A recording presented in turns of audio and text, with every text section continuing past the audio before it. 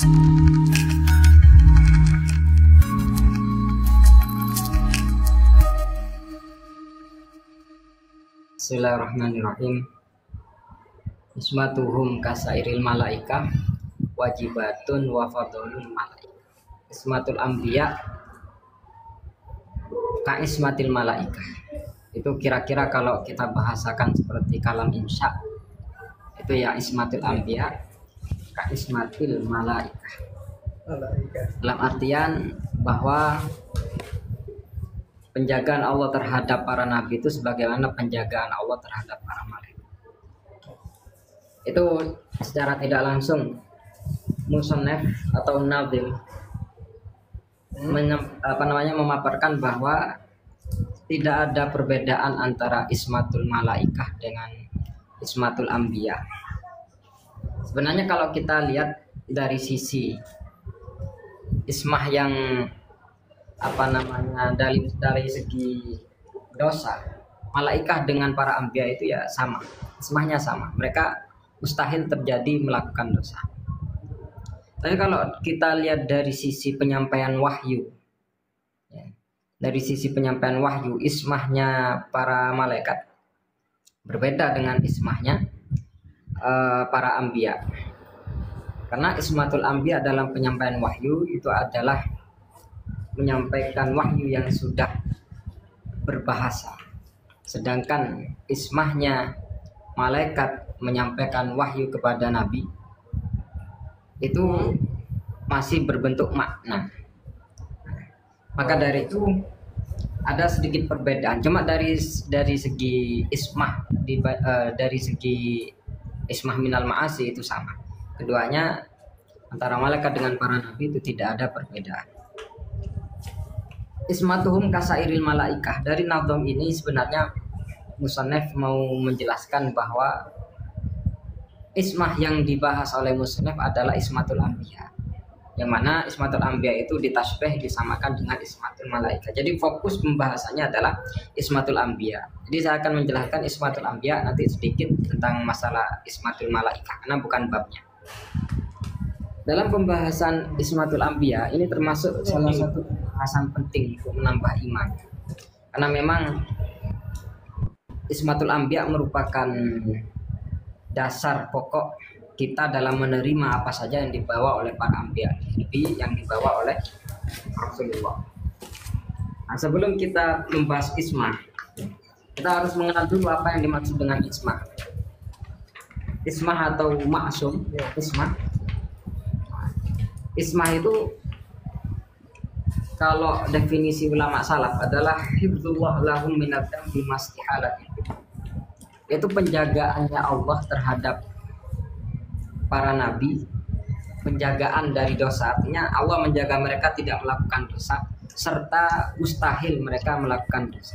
Jadi mereka sudah mustahil melakukan dosa dan dijaga oleh Allah terus tidak melakukan dosa.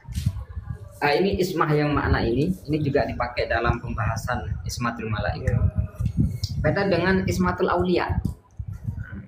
Ismatul aulia itu ta'rifnya sama, cuma ada perbedaan lafaz. Hifdzullah lahum minad dambi ma imkanil wuqu atau ma jawazil wuqu. Itu kalau pembahasan wali. Jadi Allah menjaga mereka dari dosa serta mereka mungkin untuk melakukan dosa. Maka dari itu ismah yang dinobatkan kepada para wali itu oleh ulama dibedakan, sehingga istilahnya pun juga beda, bukan ismah tapi hibdu.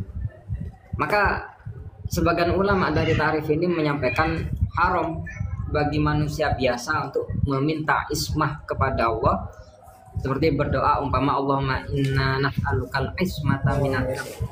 Dengan makna ismah mustahil melakukan dosa, itu hukumnya haram. Kemudian masalah ismah ini di dalam pembahasan kitab tauhid bisa antum dapatkan di pembahasan tentang amanah. Di antara sifat-sifat Nabi itu ada tabligh, kemudian ada sidik, kemudian ada amanah, kemudian ada fatonah. Fokus pembahasan kita itu ada di pembahasan sidik dan amanah.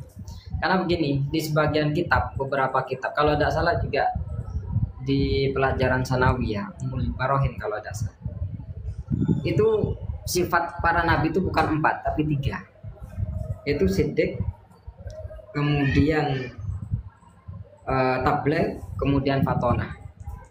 Ada yang mengatakan bukan Siddiq tapi amanah, Tabligh, Fatonah.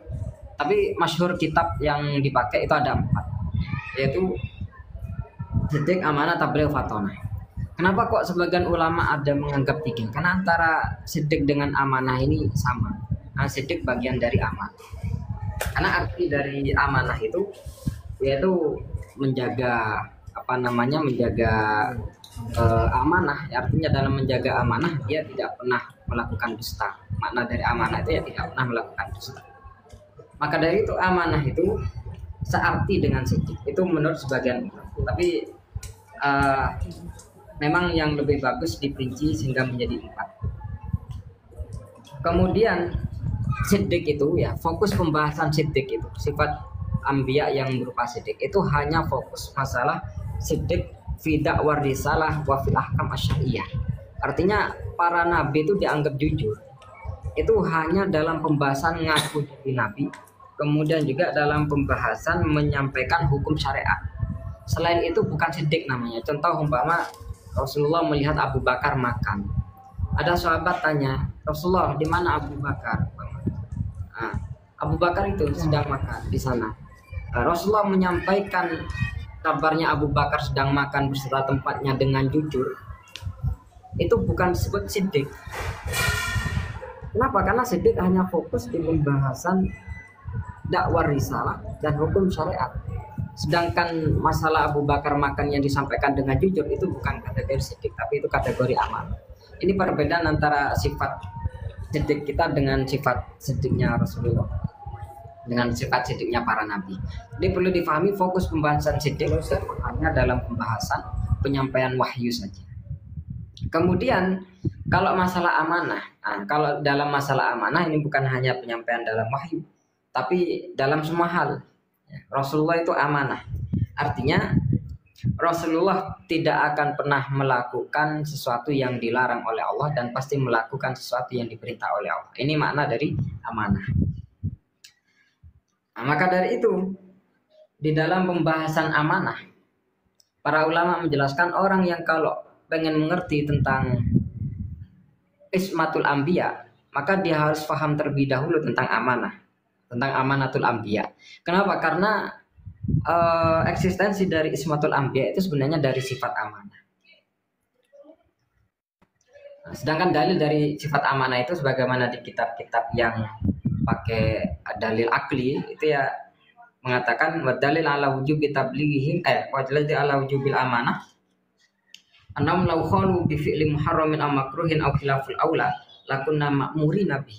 Ada kan para nabi dan para anbiya itu, para nabi dan para rasul itu melakukan sesuatu haram atau melakukan kepada nabi.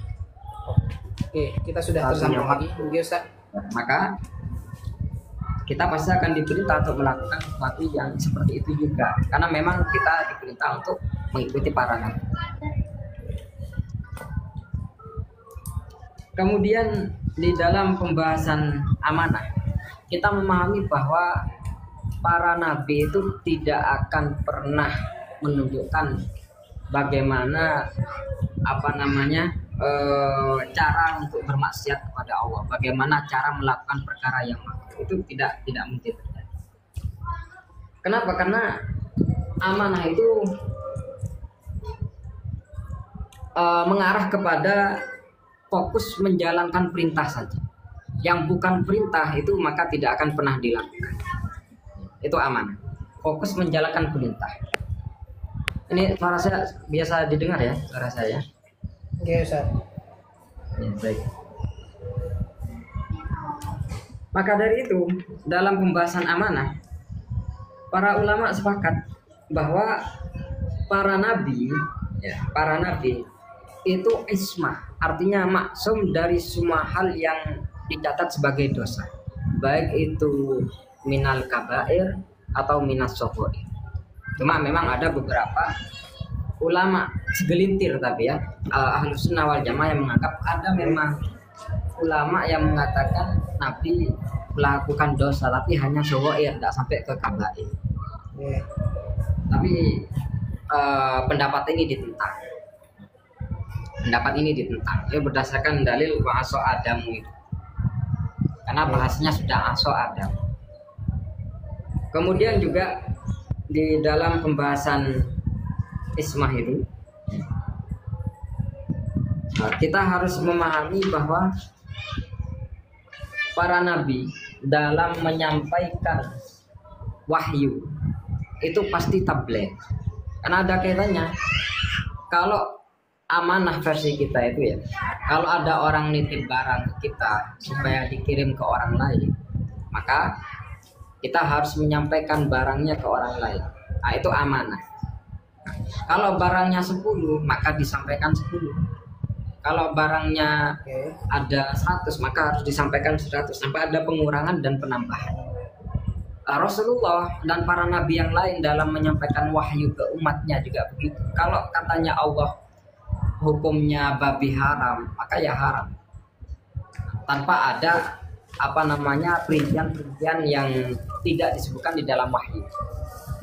Maka dari itu, dari pembahasan amanah ini kita memahami bahwa efek dari sifat amanah atau ismatul anbiya itu juga mengarah kepada efek mukjizat, lebih-lebih di mukjizat tentang wahyu atau tentang Al-Quran dan juga kitab-kitab yang lain. Kemudian di dalam pembahasan ismatul anbiya, di dalam pembahasan ismatul anbiya itu apakah semua para nabi itu memang benar-benar sama ismahnya dengan para malaikat? Padahal di dalam ismahnya para malaikat tidak semua malaikat itu sama ismah, tidak semua malaikat itu ismah. Nah, ada orang yang memang berpendapat seperti itu. Beberapa ulama ada yang berpendapat tidak semua malaikat yang ismah. Yang ismah itu hanya malaikat-malaikat yang menyampaikan wahyu saja kepada para nabi. Sedangkan malaikat yang tidak menyampaikan wahyu kepada para nabi itu tidak ismah. Contohnya siapa? Sebagian ada ulama yang menjelaskan iblis. Nah, iblis itu minal malaikat.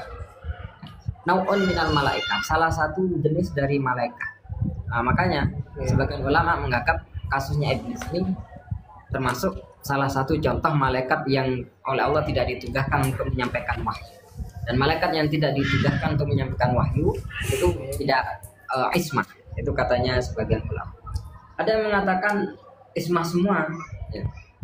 Ismah semua. Tidak ada yang tidak ismah, itu yang Ahlus Sunnah wal Jamaah.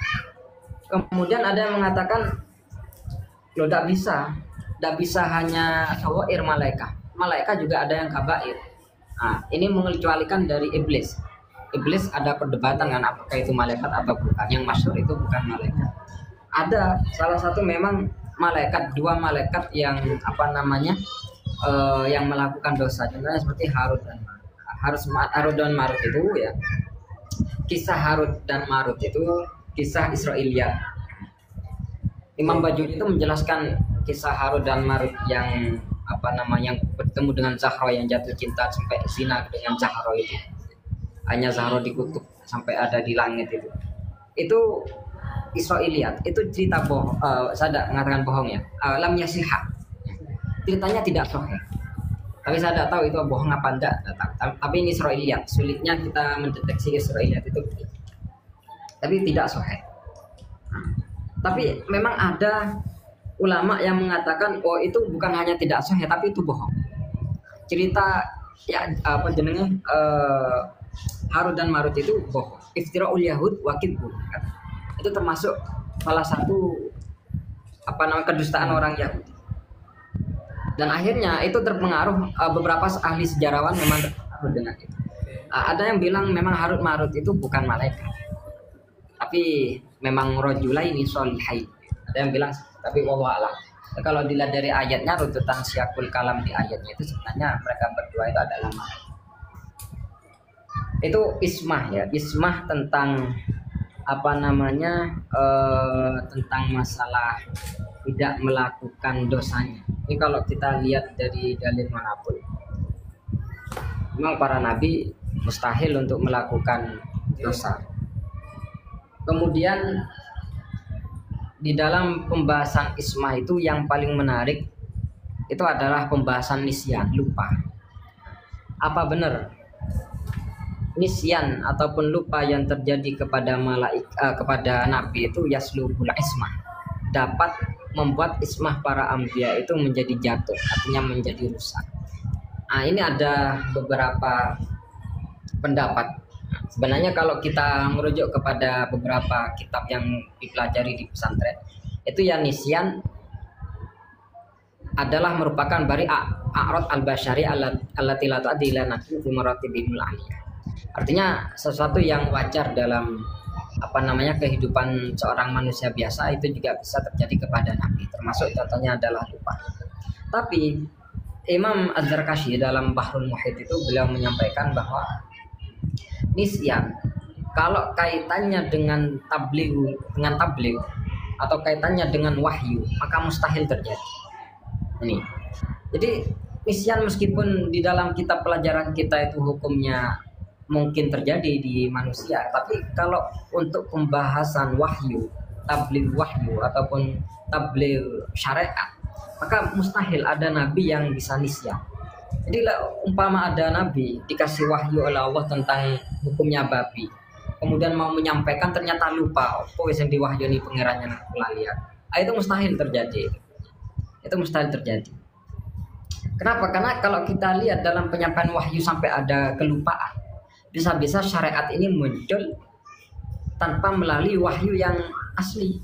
Ya. Ada mungkin tidak untuk kemungkinan wahyu yang disampaikan justru berawal dari syak, berawal dari keraguan, karena masih butuh mengingat-ingat sesuatu yang sudah dilupakan, dan itu mustahil terjadi pada para nabi. Nah itu para ulama sepakat di Ahlus Sunnah wal Jamaah kalau masalah nisyan fit tabligh itu mustahil terjadi.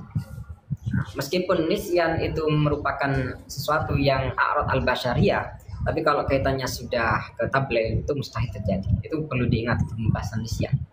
Itu jarang dijelaskan di di beberapa madrasah yang ada hanya dijelaskan kalau lupa nabi itu bisa saja terjadi. Nah, cuma tidak dilanjut. Nah, tapi kalau lupa dalam urusan wahyu itu tidak mungkin terjadi, itu mustahil terjadi. Ini yang disebut di dalam kitab Asy-Syifa karangannya Imam Qadhi Iyad. Beliau menyampaikan bahwa ijma' alal imtina. Ijma' ulama sudah sepakat bahwa nisyan masalah tabligh wahyu itu hukumnya mustahil terjadi. Itu nyampe ke taraf ijma'. Jadi kalau sampai ada yang menyampaikan orang yang menyampaikan nisyan mungkin terjadi dalam pembahasan wahyu, itu khariqun lil ijma'. Itu bisa menyebabkan keluar dari Ahlus Sunnah wal Jamaah. Kemudian juga itu dalam penyampaian wahyu ada beberapa memang kalau kita melihat di beberapa hadis yang Rasulullah sampaikan, apakah setiap yang disampaikan oleh Rasulullah itu merupakan ismah, artinya berhak direkam di dalam sebuah hadis, atau ada sebagian-sebagian yang tidak boleh disampaikan. Nah, ini kalau kita lihat ya, emosional manusia normal. Ini kan kaitannya para anbiya dengan manusia normal. Manusia emosional, manusia normal itu kalau sedang marah dengan sedang bahagia itu beda. Kalau sedang marah dengan sedang bahagia itu beda. Kalau dalam sedang marah, manusia kadang tidak bisa mengontrol. Begitupun juga dalam keadaan terlalu bahagia, manusia tidak bisa mengontrol emosionalnya, tidak stabil. Bahkan kadang memunculkan sesuatu yang tidak pernah dia lakukan, ataupun bahkan sesuatu yang di luar batas, Itu dalam masalah marah dan juga dalam masalah terlalu bahagia. Makanya di dalam beberapa kitab fikih sampai ada larangan suami ketika sudah terlanjur marah jangan sampai berbicara dengan istri. Jangan sampai berbicara dengan istri, karena takut keluar sesuatu yang dilarang di aturan syariat. Kemudian apakah Nabi ketika marah, Nabi juga bisa marah karena Nabi manusia biasa. Apakah Nabi ketika marah itu bisa emosionalnya bisa apa namanya ternetralisir apa enggak? Nah, ini ada sebagian data unik di dalam kitab Asy-Syifa itu kita review Hukukil Mustafa. Imam Qadhi Iyad itu menjelaskan sebuah hadis yang belum saya pernah baca sebelumnya. Itu dari Abdullah bin Amr bin As.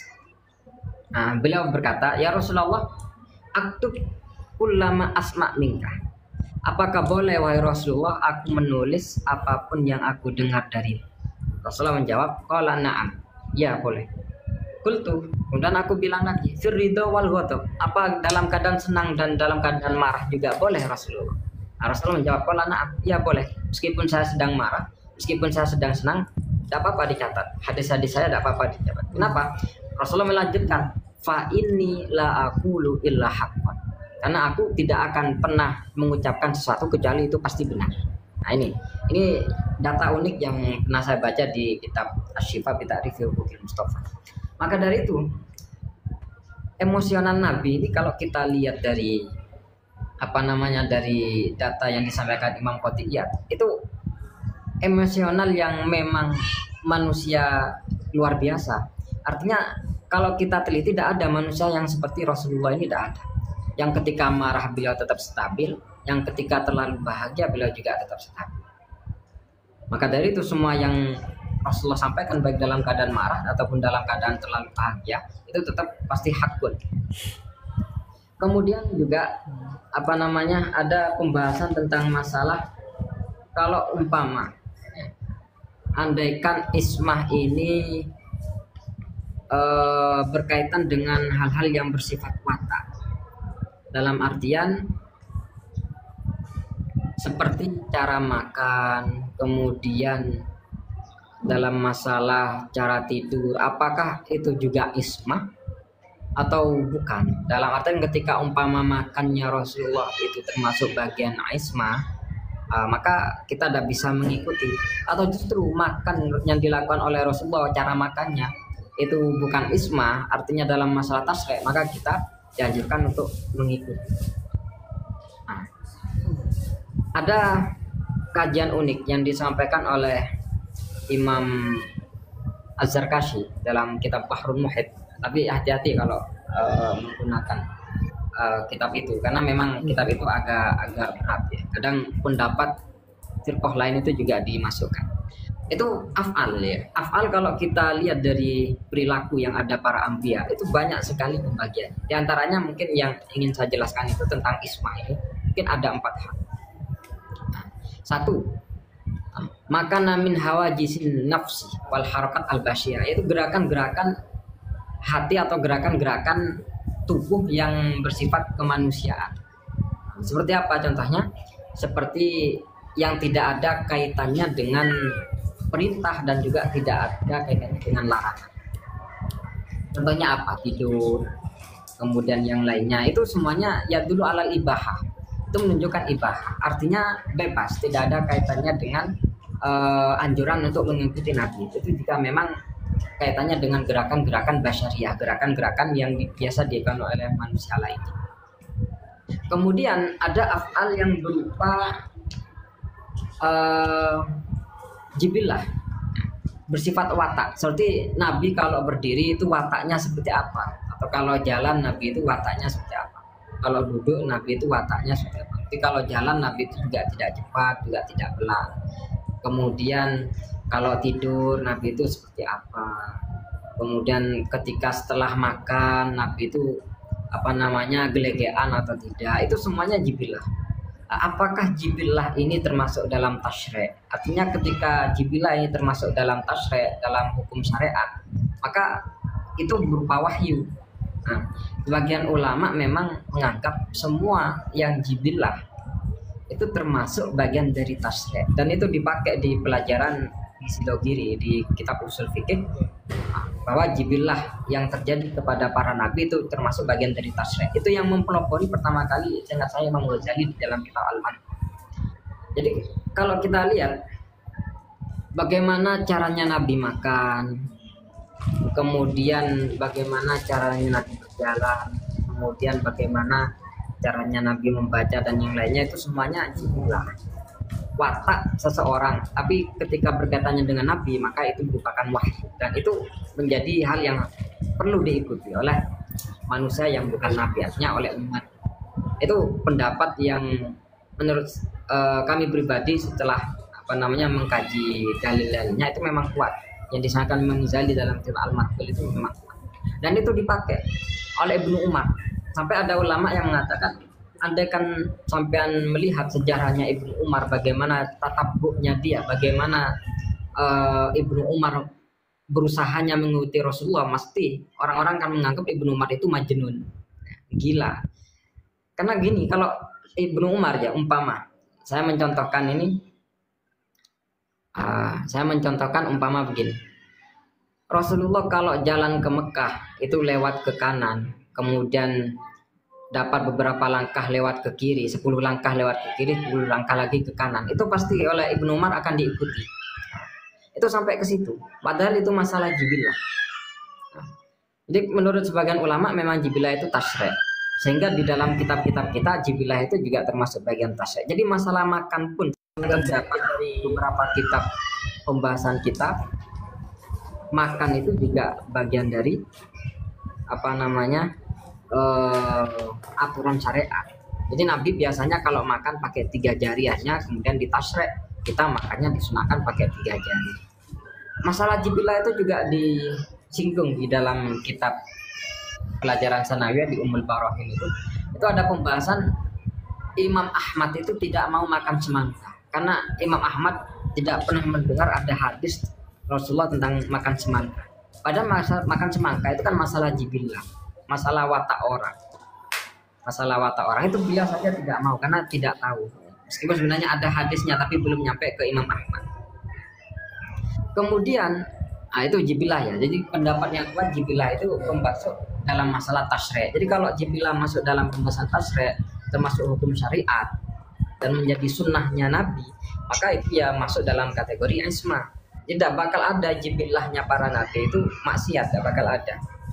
Kemudian yang keempat, di antara af'alul anbiya itu ada yang khosais, seperti duha, witir. Ini khosais Nabi yang tidak bisa kita lakukan. Maksudnya begini, kenapa kok saya mencontohkan duha dan witir? Salat duha atau witir bagi Nabi itu wajib, sedangkan bagi kita itu sunnah. Nah, kita meskipun sholat duha sama mengikuti Rasulullah sholat duha, tapi sholat duha kita hukumnya beda dengan sholat duhanya Rasulullah. Kita mengikuti sholat witir sebagaimana Rasulullah melakukan sholat witir, tapi sholat witirnya kita beda dengan sholat witirnya Rasulullah. Kalau sholat witirnya Rasulullah wajib, kalau sholat witirnya kita itu sunnah. Nah, itu perbedaannya. Jadi meskipun kita mengikuti Rasulullah, tetap kualitas hukum yang disampaikan, yang dilakukan oleh kita tidak sehebat dengan kualitas yang dilakukan oleh Rasul, karena tarafnya Rasulullah wajib. Kemudian juga musyawarah, Rasulullah harus musyawarah. Padahal kalau kita lihat di sifat para anbiya ada fatonah, dan tidak pernah ada orang yang sefatonah para anbiya. Kenapa kok Rasulullah masih diperintah wasyawirhum fil amri untuk bermusyawarah dengan para sahabat?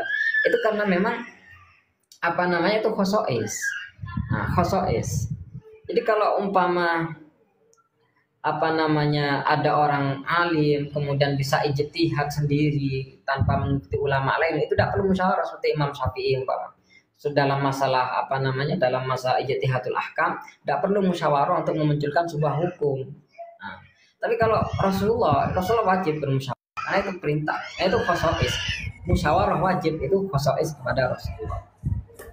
Kemudian paling gampang dalam masalah khosois anbiya itu yaitu tentang masalah nikah 4. Nikah lebih dari 4. Nikah lebih dari 4 itu khusus para nabi, yang bukan khusus bagi Rasulullah. Jadi kalau bukan Rasulullah tidak boleh punya hukum, boleh nikah 4. Lebih dari 4 itu tidak boleh.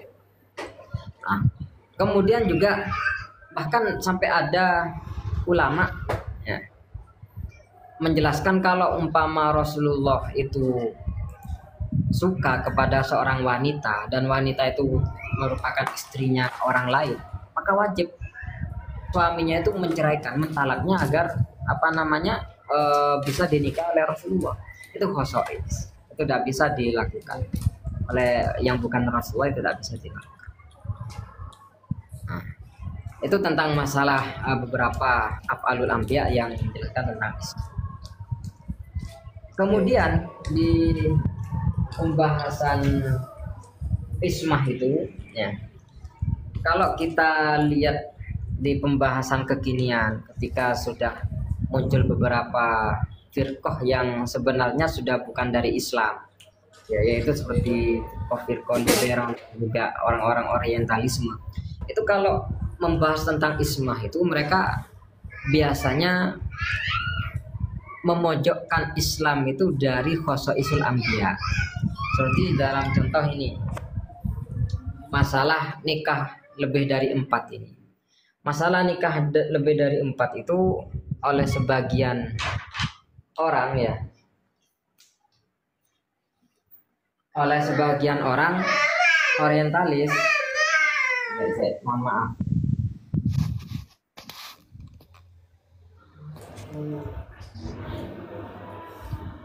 masalah ismah ini oleh sebagian orang orientalis itu biasanya dibahas ketika Rasulullah menikahi lebih dari 4 ini.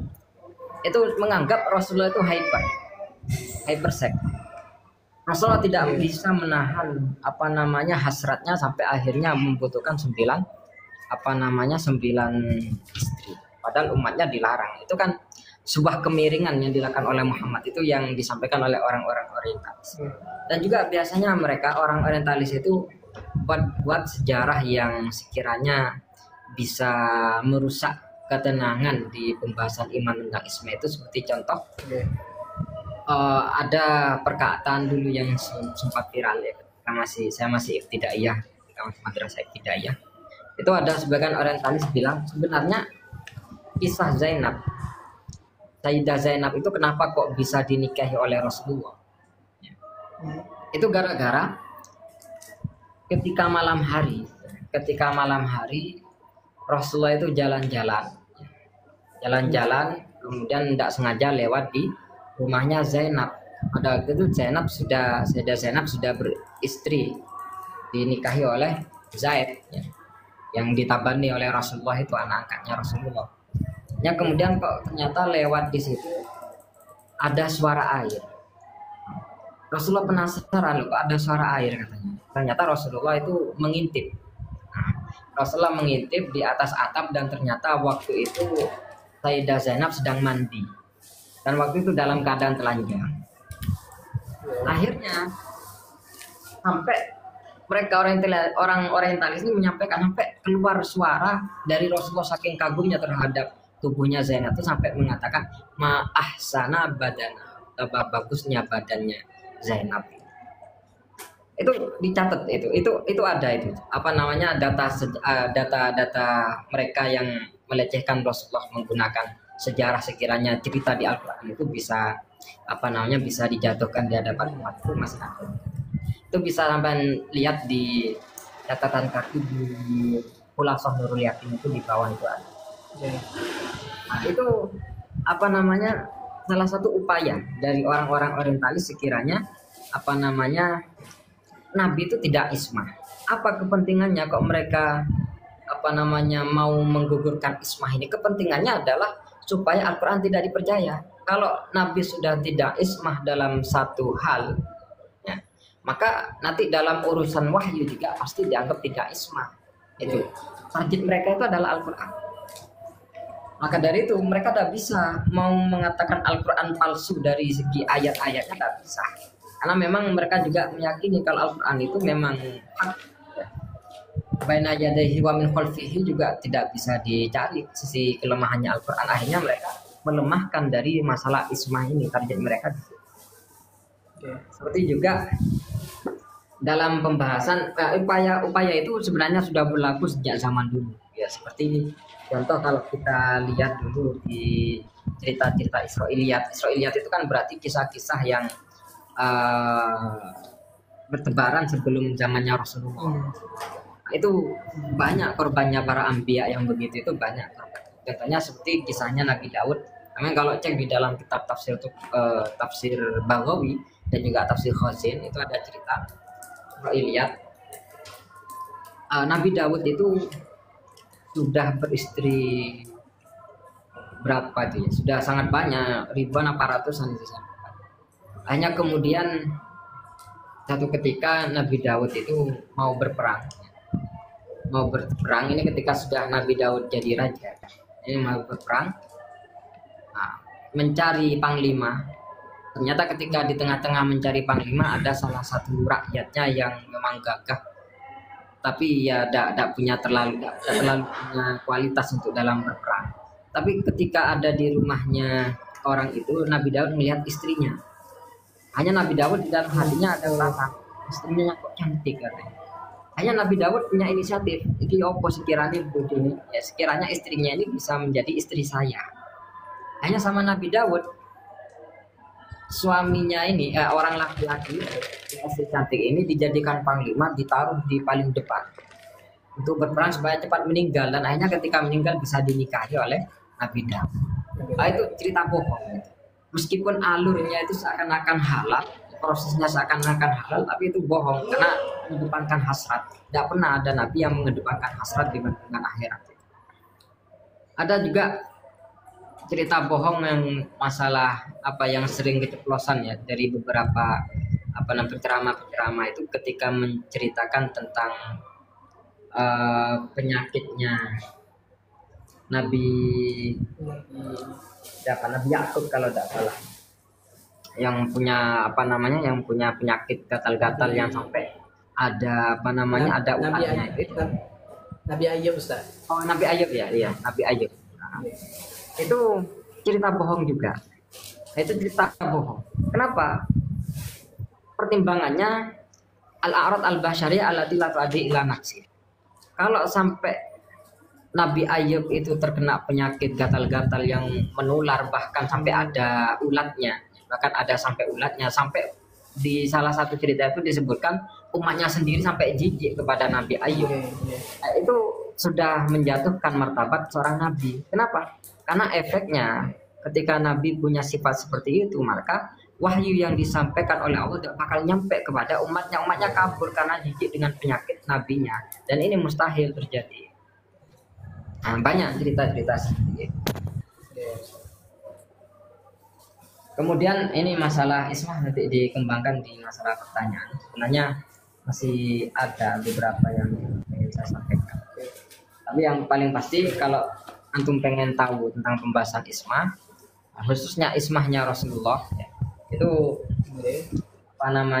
di kitab Muhammad Al-Insan Al-Kamil, katanya Sayyid Muhammad bin Abdul Ahmad.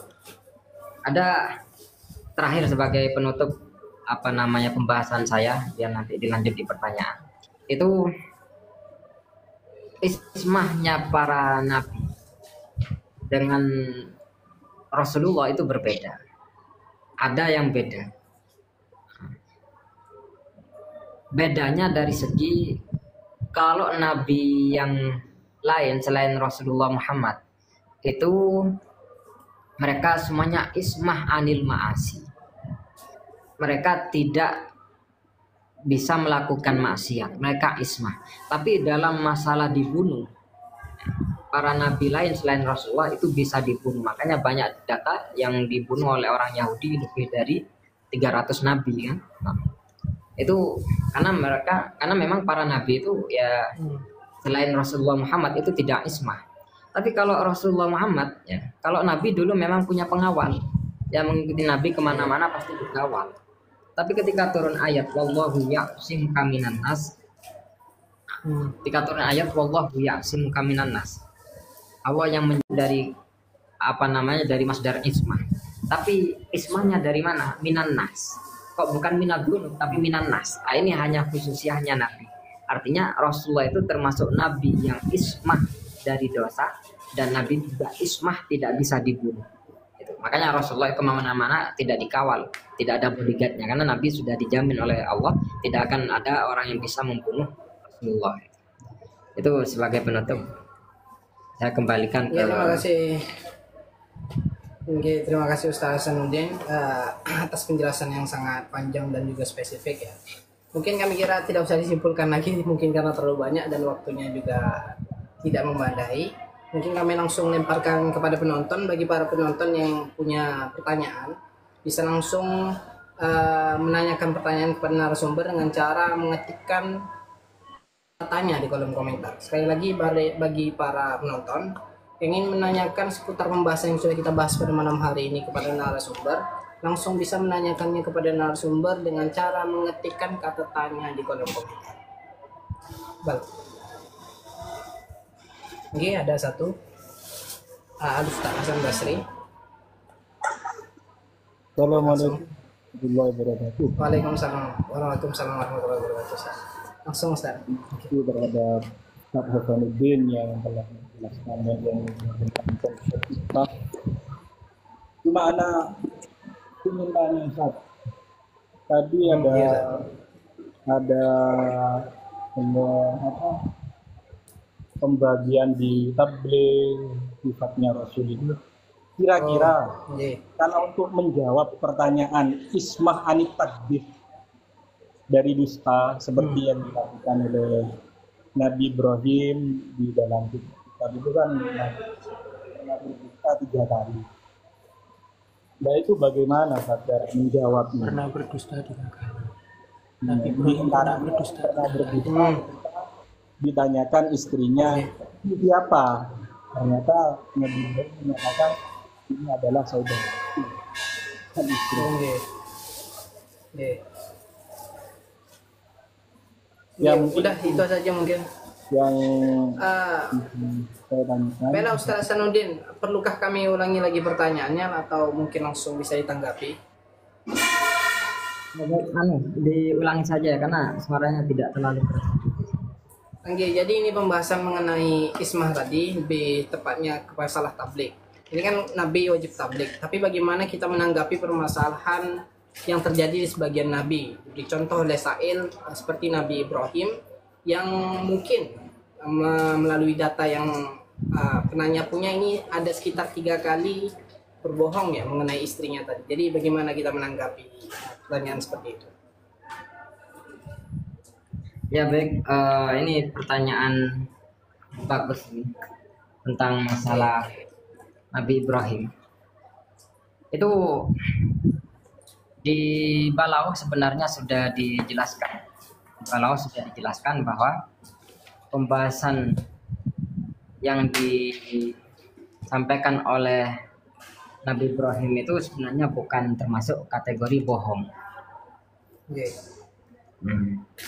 Kemudian ketika umpama tepatnya kalau tidak salah itu di ayat yang bal fa'alahu kabiruhum hadza ya. Nah, itu memang kalau kita teliti, kalau tidak salah itu saya pernah baca dari pertanyaan Hasan Basri ini, Bapak Hasan Basri ini di kitab Sahih Bukhari, Sahih Muslim itu kalau tidak salah dari riwayat dari Abu Hurairah bahwa Nabi pernah menyampaikan namanya Kadib Ibrahim Nabi alaihissalam qad illa salasa kadabat. Itu mungkin kalau tidak salah. Intain fidatillah wahidah fi sya'ni sarah. Jadi kemudian Nabi Ibrahim tidak pernah berbohong sama sekali kecuali dalam 3 hal kebohongan. 2 dalam masalah zatnya Allah, yaitu tepatnya di ayat itu loh. Inni sakim, faqala inni sakim itu saya sedang sakit. Faqalu dan juga di pembahasan dakwahnya Nabi Ibrahim bal fa'alahu kabirum hadza ketika patung-patungnya orang kafir dirobohkan sama Nabi Ibrahim, kemudian pentungannya itu dikalungkan di patung yang paling besar. Dikalungkan paling besar. Ya. Beliau menjawab, siapa kamu tadi ini yang merusak? Bukan saya. Bal fa'alahu kabiruhum hadza. Bal fa'alahu. Itu kabiruhum bukan fa'il dari fa'alah. Ya. Tidak, tapi ada yang melakukan. Kabiruhum hadza ini yang paling besar. perkataan ini yang paling besar itu bukan kelanjutan dari fa'alah, bukan fa'il dari fa'alah, jadi bukan bohong itu namanya. Kemudian dalam masalah Sayyidah Saroh juga, kisah ini Saroh tentang masalah ketika ditinggalkan itu mau ke Mekah itu bukan, meskipun lafadznya bohong ya, tapi kalau kita teliti dari segi balaghah itu bukan bohong. Saya agak lupa ini kalau masalah balaghah itu masuk kategori apa itu, apa ta'rid ya kalau tidak salah ya. Iya, ta'rid ya, benar-benar ingat sudah, ini ta'rid namanya dalam ilmu balaghah, ini namanya ta'rid. Artinya pembahasan yang diucapkan itu bukan sebuah kebohongan, tapi hanya sebuah ucapan yang menunjukkan sesuatu yang dilakukan pada waktu itu. Contohnya begini, Pak. Nah, sekarang ini ada di Pasuruan. Nah, Pasuruan itu ada dua, ada kota, ada kabupaten. Nah, saya rumahnya di kabupaten, bukan di kota. Kalau umpama ada orang nelpon ke saya, umpama, Ustaz, sampean ada di mana? Saya jawab, saya mau ke rumah, saya mau ke rumahnya Ustaz. Sampean ada di mana? Hanya saya jawab, oh mohon maaf, saya sekarang ada di luar kota. Padahal kabupaten rumah saya itu memang bukan masuk wilayah kota. Hanya saya jawabnya, mohon maaf, saya sedang ada di luar kota. Apa ini dikatakan bohong? Ini bukan bohong, ini ta'rid. Nah, yang dilakukan oleh Nabi Ibrahim itu begitu, itu ta'rid. Itu bukan bohong. Kenapa kok dibahasakan bohong? Itu karena menimbang dari yang memahami. Yang dipaham orang itu sepertinya bohong. Tapi kan hakikat yang diucapkan itu kan bohong, bukan bohong. Ya, karena bohong itu kan menyampaikan sesuatu tidak sesuai dengan kenyataannya. Sedangkan yang disampaikan Nabi Ibrahim itu adalah kenyataannya. Yang paling besar patungnya yang ini, kan memang benar itu yang paling besar. Nah, saya sekarang ada di luar kota, berarti ada di kabupaten, kan ini bukan sebuah kebohongan, ini ta'rid namanya. Cuma memang sering orang gagal paham masalah ta'ridnya. Tapi ya bukan maksudnya hadis kidbun lam yukadzib Ibrahim itu bukan kidbun yang dosa, itu bukan. Jadi tetap maksud, tidak merusak kepada ismatu Ibrahim. Itu mungkin yang mungkin kami kira cukup jelas ya jawaban untuk pertanyaan penanya Hasan Basri tadi.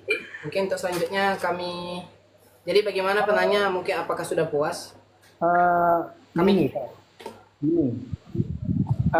dari hadis atau penjelasan ulama itu maaf ya Ustaz Hasan Basri, mungkin kami kira karena waktunya sudah mepet, jadi kami cuma diberi ini cuma Pak, cuma ijtihadnya ulama itu seakan-akan ada dusta yang diperbolehkan dari penjelasan barusan gitu loh. Dari apa yang dilakukan oleh Nabi Ibrahim itu dijelaskan di Sahih Muslim ya, saya juga pernah baca di syarahnya Sahih Bukhari itu juga ada. Seakan-akan jadi hukum dusta itu diperbolehkan mencontoh seperti Nabi Ibrahim, seumpama kita poligami, kita bilang ke istri kita, enggak itu saudara saya. Nah ini apakah bisa dibenarkan gitu loh? Oke, baiklah, mungkin kami jadi host kita konfirmasi dulu. Oke, kami sudah paham pertanyaannya. Kami konfirmasi dulu kepada narasumber. Bagaimana Ustaz Hasan Basri? Mau lanjut tanggapi atau kita cut di sini? Baik. Itu yang dicontohkan. Maaf. Iya, baik. Itu yang dicontohkan itu sangat beda ya. Kalau umpama ini apa saudaramu, ini apa istrimu, tak bukan ini saudaramu. Itu kan sudah ikhbar sesuatu yang tidak sesuai dengan kenyataannya, jelas kidib kalau itu. Kalau ini kan sesuai dengan kenyataan. Ya. Ini kamu tak yang rusak, enggak, tapi yang melakukan titik, dan ini yang paling besar. Itu kan bukan sebuah kidib. Atau yang saya contohkan tadi itu, sampai ada di mana Ustaz, saya mau ke rumah. Oh, saya sedang ada di luar kota. Memang rumah saya bukan di kota. Asa itu kidib. Itu ta'rid namanya di ilmu balaghah. Coba sampai cek di pembahasan, kalau tidak salah di kitab Futuhat Makkiyah ya, Imam Ibnul Arabi itu menyampaikan di pembahasan Allah Ta'ala bal fa'alahu kabiruhum hadza itu, beliau menyampaikan hadza ta'ridun la kidbun wa fit ta'rid manduhah anil kidbi. Itu coba akan cek di kitab Ibnul Arabi, tafsir Ibnul Arabi kalau tidak salah gitu. Oke. Mungkin kami kira itu jelas mungkin ya. Jadi kami anggap sesi ini selesai. Mungkin kami berikan lagi kesempatan kepada para pemirsa. Pemirsa, sekali lagi satu pertanyaan lagi. Bagi para pemirsa yang ingin menanyakan langsung kepada narasumber, akan kami langsung angkat pertanyaannya dengan cara mengetikkan kata tanya dalam komentar. Sekali lagi, bagi para pemirsa yang ingin langsung menanyakan kepada narasumber pada malam hari ini, bisa langsung menanyakan kepada narasumber dengan cara mengetikkan kata tanya di kolom komentar. Baiklah, kesempatan kami berikan kepada penonton.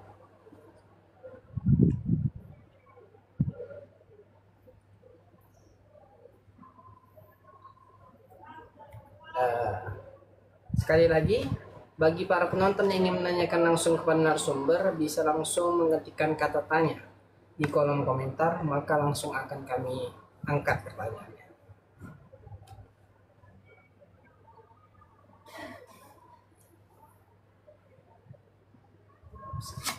Yang ada sudah pertanyaan di komen.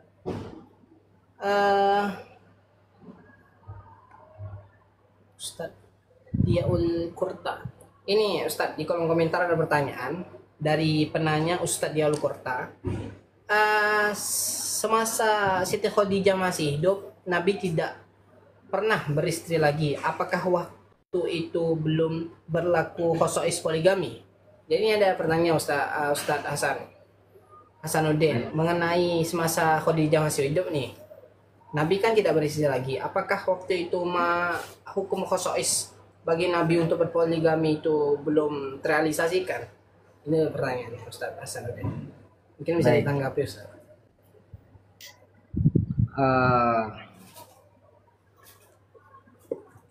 Baik, ini pertanyaan yang sulit penelitiannya, bukan sulit jawabnya.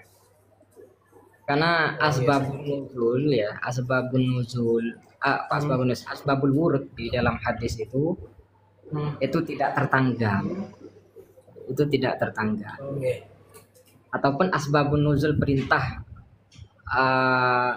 diizinkannya Rasulullah menikah lebih dari 4 itu apakah sejak beliau itu jadi nabi atau ketika memang menikahinya ketika sejak lebih dari 4. Itu tidak ada keterangannya seperti itu repot. Jadi kita harus meneliti apakah ayat itu turun ketika Rasulullah sudah menikah dengan 4 orang atau masih belum.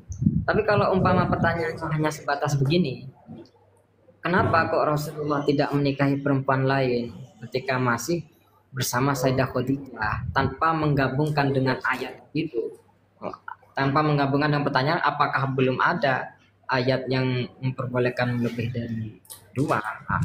Itu gampang jawabannya itu. Ibnu Katsir itu dalam lupa ya kitabnya ya. Memang Ibnu Katsir itu menyampaikan bahwa Rasulullah itu tidak pernah menikahi perempuan lain selain Sayyidah Khadijah itu karena memang alasannya li jalaliha wa azmi mahalliha indah. Karena menurut Nabi itu Khadijah itu segalanya. Memang tidak pernah ada sudah perempuan yang pada waktu itu selevel dengan Sayyidah Khadijah. Kalau Rasulullah sudah mendapatkan yang lebih tinggi dari dari perempuan lain yaitu Sayyidah Khadijah, buat apa nyari yang di rendahnya Sayyidah Khadijah, yang di bawahnya Sayyidah Khadijah. Ibaratnya begini, kalau di dalam sebuah thariqah itu kenapa kok ahlu thariqah dilarang mengambil thariqah yang lainnya seperti thariqah Tijani melarang bermasyrob atau mengambil barokah dari thariqah yang lainnya? Karena begini, perumpamannya dari Sama Tijani itu, saya ini lautan, thariqah itu yang lain selain saya itu adalah sungai. Kamu kalau sudah punya lautan ngapain masih nyari sungai? Itu yang ingin disampaikan Ibnu Katsir itu begitu. Kalau masalah ayatnya saya wallahu alam kurang tahu, itu penelitiannya sangat sulit itu. Mencari tertanggalnya sangat sulit.